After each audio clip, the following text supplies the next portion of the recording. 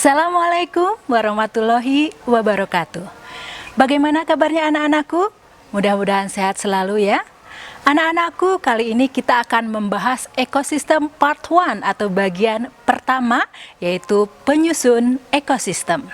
Baiklah anak-anak, seperti biasa ya, kalian harus tahu apa itu kompetensi dasarnya. Di sini kalian lihat ada 3.10, yaitu menganalisis data dari berbagai sumber tentang ekosistem dan semua interaksi yang berlangsung di dalamnya. Kemudian 4.10, mensimulasikan interaksi antar komponen dalam suatu ekosistem.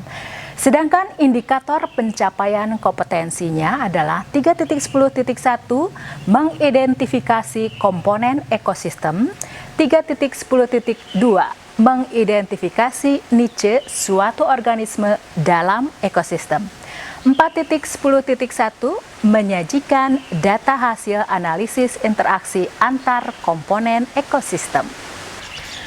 Nah inilah materinya ya, kita mulai dari pengertian ekosistem ya. Jadi ekosistem itu berasal dari kata oikos yang artinya habitat atau rumah ya, dan sistem atau artinya hubungan timbal balik. Nah, menurut Sumarwoto pada tahun 1983 mengatakan bahwa ekosistem adalah suatu sistem ekologi yang terbentuk oleh hubungan timbal balik antara makhluk hidup dengan lingkungannya. Jadi hubungan timbal balik itu ada interaksi antara satu dengan yang lainnya yang saling mempengaruhi. Nah, di sini ada komponen penyusun ekosistem, yaitu ada abiotik dan yang biotik. Jadi dari asal katanya A itu kan tidak ya, bio itu hidup. Jadi abiotik itu yang tidak hidup. Misalnya air, udara, cahaya matahari, tanah, letak geografis, iklim, dan juga pH. Misalnya pH itu derajat keasaman ya. Kemudian ada yang unsur biotik, yaitu unsur yang hidup ya. Misalnya produsen, konsumen, detritivor, kemudian pengurai atau decomposer ya. Nanti Ibu bahas ya satu persatu semuanya. Nah, kita lihat di sini komponen abiotik dulu ya, air. Nah, air merupakan faktor abiotik yang sangat penting untuk menunjang kehidupan. Kurang lebih 80-90% tubuh makhluk hidup tersusun dari air. Jadi air itu penting untuk proses metabolisme yang terjadi di dalam tubuh kita. Kemudian udara. Udara merupakan komponen abiotik yang sangat diperlukan makhluk hidup dalam proses respirasi dan fotosintesis. Respirasi itu pernafasan ya, sedangkan fotosintesis penyusunan makanan ya. Kemudian yang berikutnya cahaya matahari. Cahaya matahari merupakan sumber energi utama semua makhluk hidup.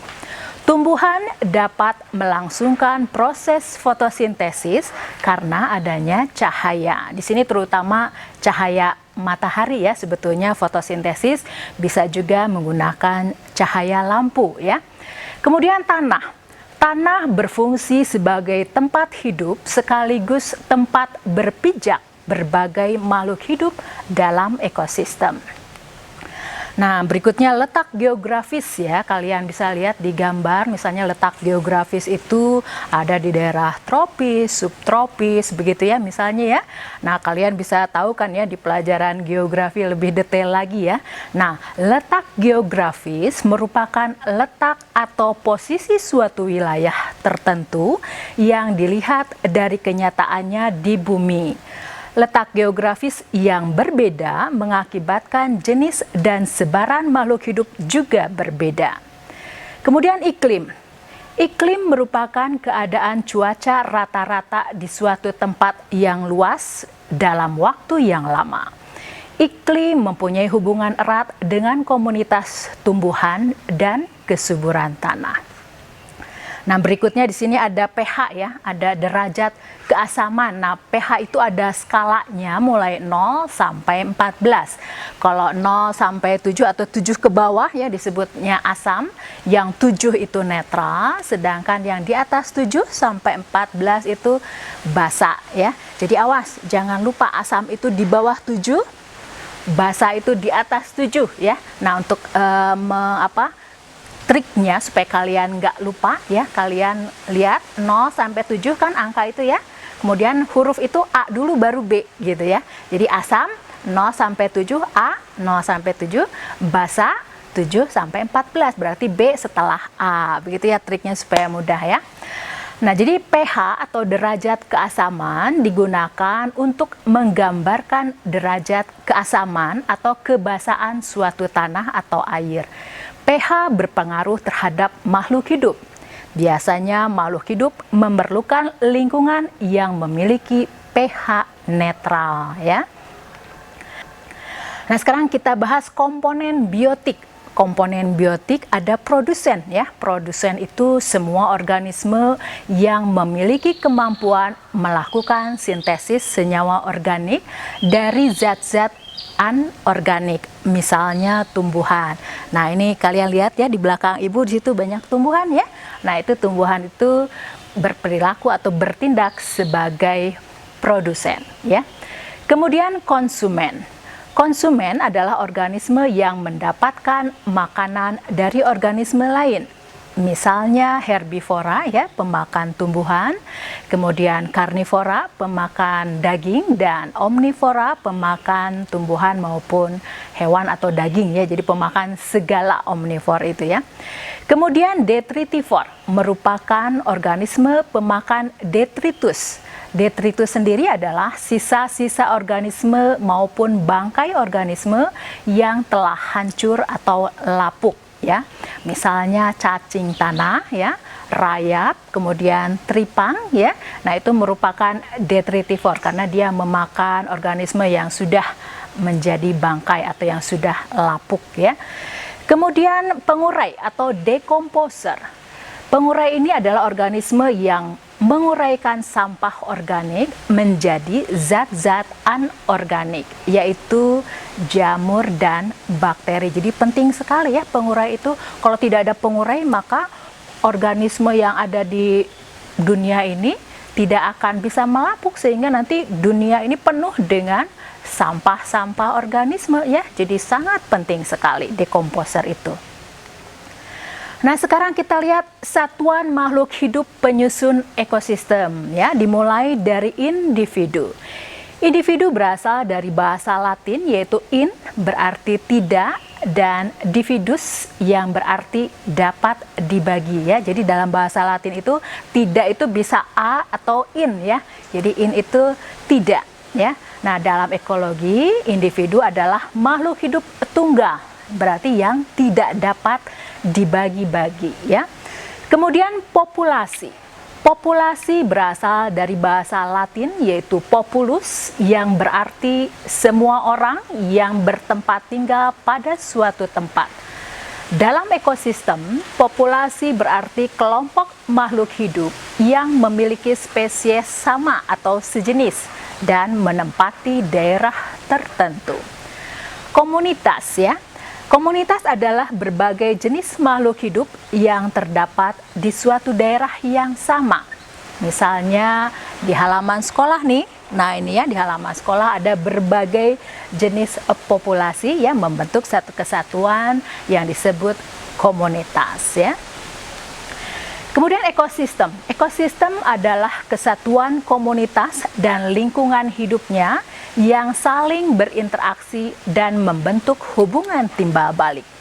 Berdasarkan proses terbentuknya ekosistem, dibedakan menjadi ekosistem alami ya, misalnya hutan, laut, sungai itu terjadi berdasarkan ciptaan dari Allah dengan sendirinya seperti itu ya. Sedangkan ekosistem buatan misalnya taman, kebun atau sawah ya, di sini ada campur tangan manusia untuk membuat ekosistem tersebut. Misalnya taman ya, di sini taman sekolah itu dibuat oleh manusia ya, sehingga tampak indah ya tamannya ya.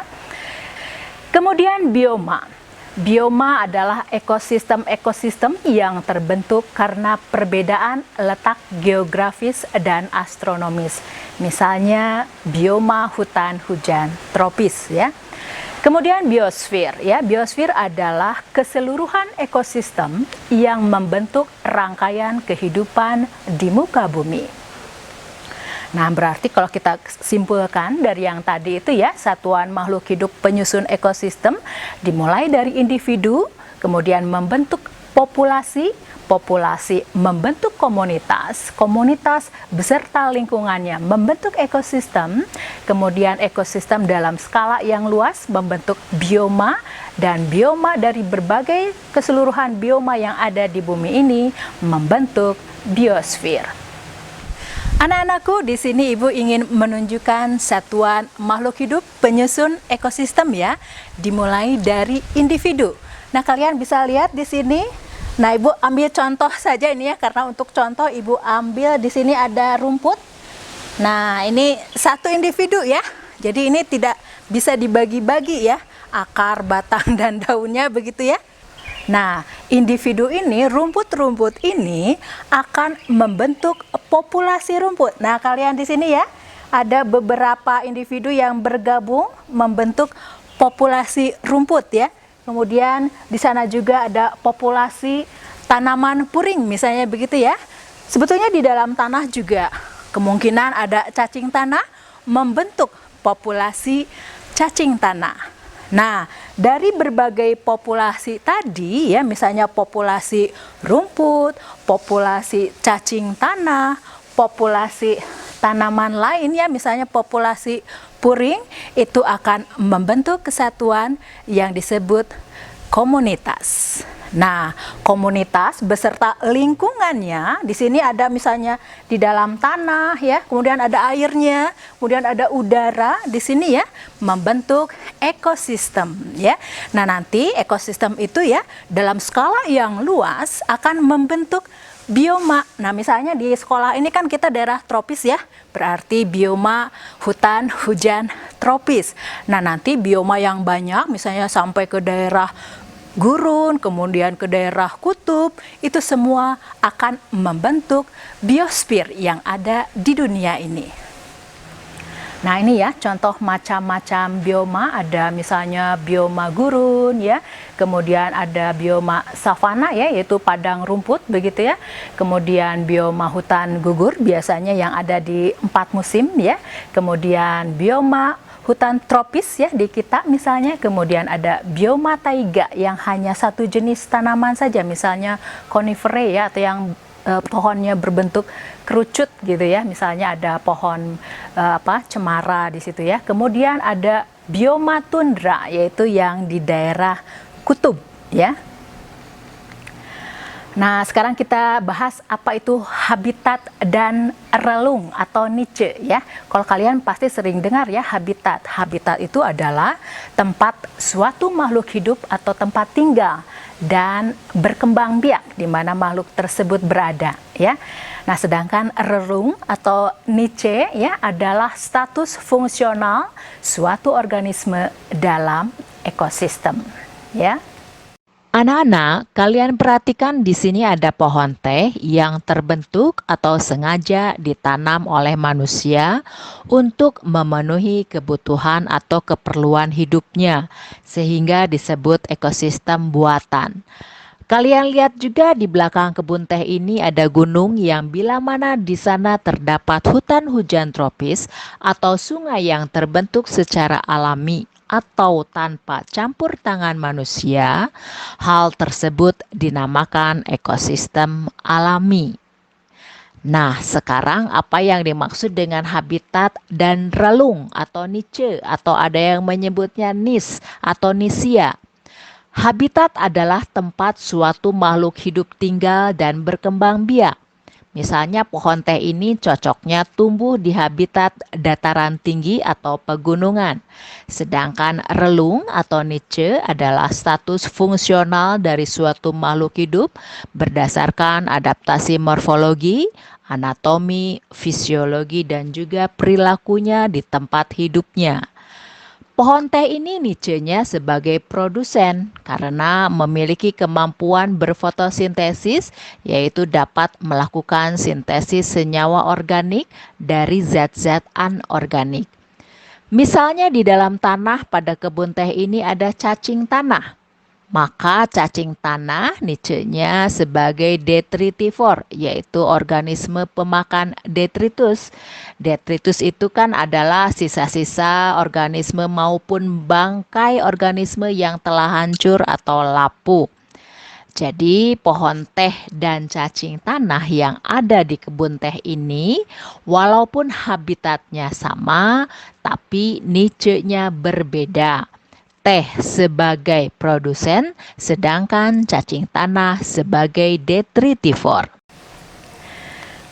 Nah, kita lihat sekarang interaksi antar komponen biotik. Di sini ada yang disebut dengan hubungan simbiosis. Jadi hubungan bersama antara makhluk hidup ya dibagi menjadi simbiosis mutualisme. Simbiosis mutualisme yaitu dua jenis organisme yang saling menguntungkan. Contohnya alga dengan jamur nanti akan membentuk lumut kerak atau lichen yang sudah kita bahas itu ya.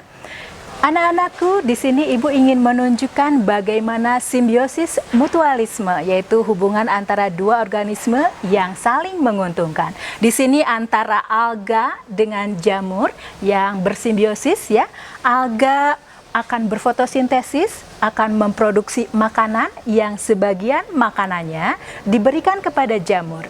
Kemudian jamur memberikan air terhadap alga untuk proses fotosintesis. Nah, ini sebetulnya sudah kita pelajari ya pada pembahasan sebelumnya, yaitu tentang lumut kerak, yaitu simbiosis antara alga dengan jamur. Kemudian yang kedua ada simbiosis komensalisme, yaitu salah satu organisme diuntungkan, sedangkan organisme lain tidak diuntungkan dan juga tidak dirugikan ya. Contohnya anggrek yang menempel pada pohon.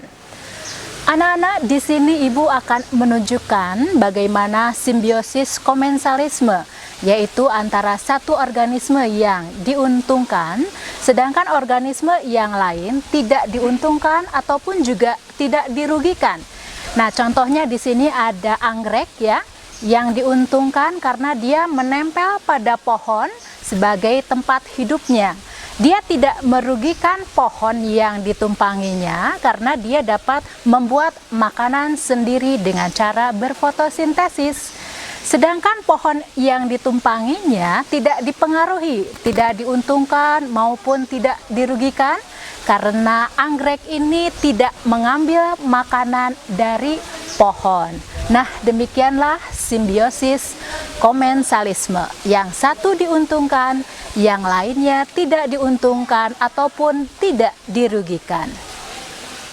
Kemudian yang ketiga, simbiosis parasitisme, yaitu suatu organisme yang diuntungkan, sedangkan organisme lain dirugikan. Jadi yang satu untung, yang lainnya rugi gitu ya. Contohnya ada kutu yang pada kepala manusia gitu ya. Jadi kutunya mendapat makanan dari manusia yang ditumpanginya, sedangkan manusia dirugikan ya karena dihisap itu ya biasanya darahnya begitu ya, sehingga akan gatal-gatal begitu ya manusia. Jadi ya manusianya dirugikan ya.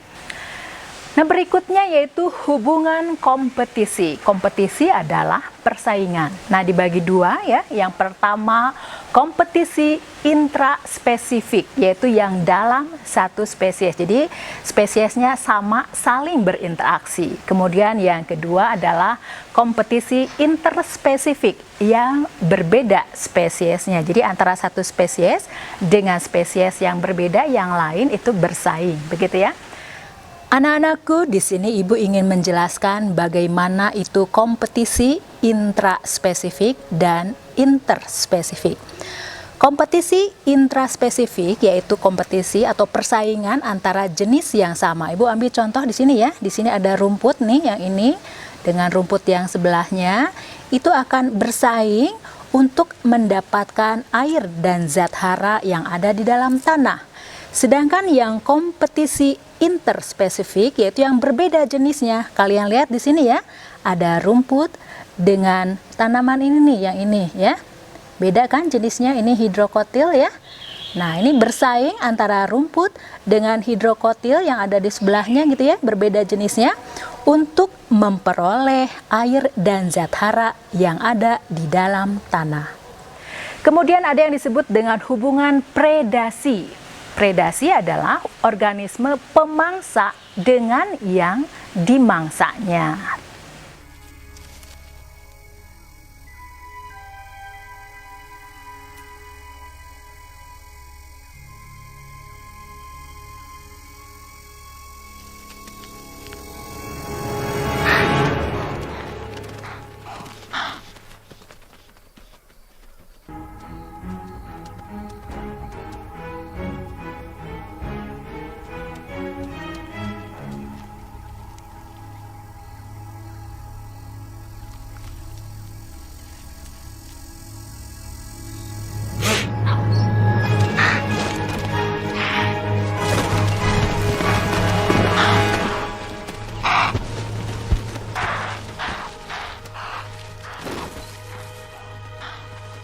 A burst of speed of 65 kilometers an hour, and it's all over in less than 6 seconds. It isn't.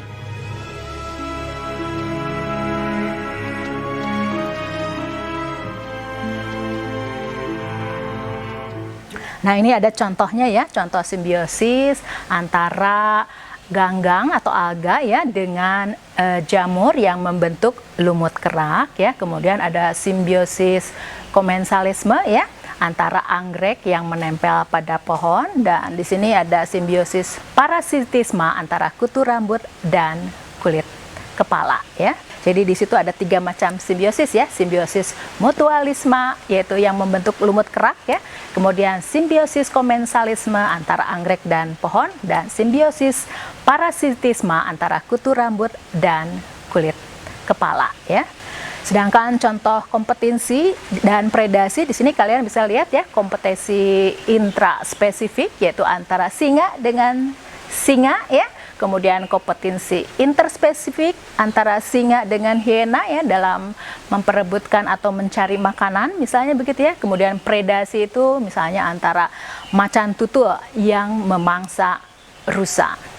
Demikianlah materi yang sudah disampaikan tentang penyusun ekosistem. Mudah-mudahan dapat dipahami ya. Kalian bisa ulangi lagi mempelajarinya supaya lebih paham. Terima kasih. Wassalamualaikum warahmatullahi wabarakatuh.